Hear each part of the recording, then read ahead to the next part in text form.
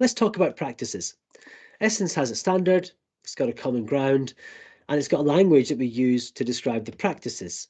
So here they are on the screen. The kernel and the language are agnostic or independent of any particular practice. That means any practice we want, we should be able to describe using the Essence language.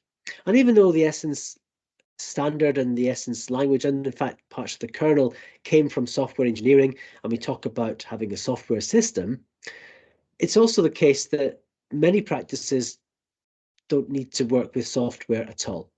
So we've got practices around innovation, around leadership, around teams.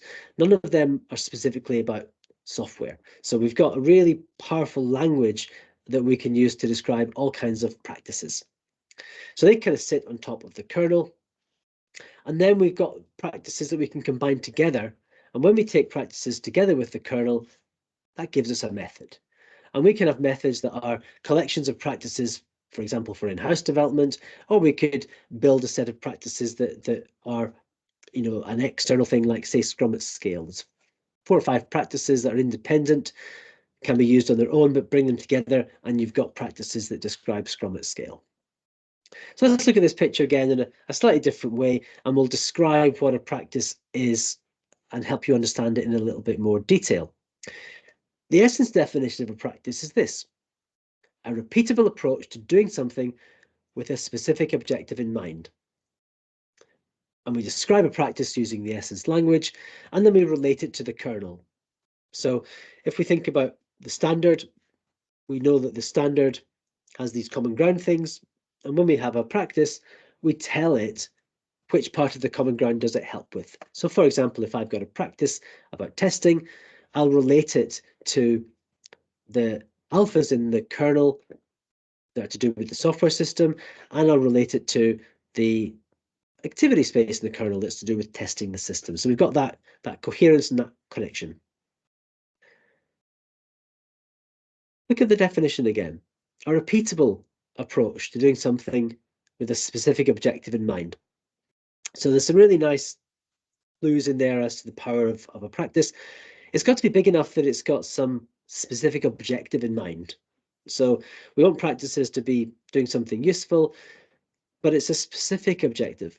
It's not all objectives. We don't want practices to do everything.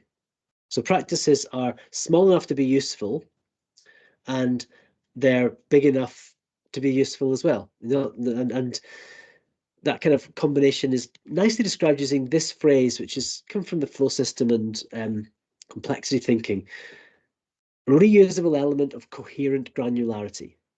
So this phrase didn't come as a way to describe Essence. It was about assemblage and disassemblage, but it describes an Essence practice really well. It's repeatable, which means reusable, and coherent granularity. It's got some independence, it's got some purpose, but it's not got so much in it that it's not granular, and it's not got so little value that it's got no purpose.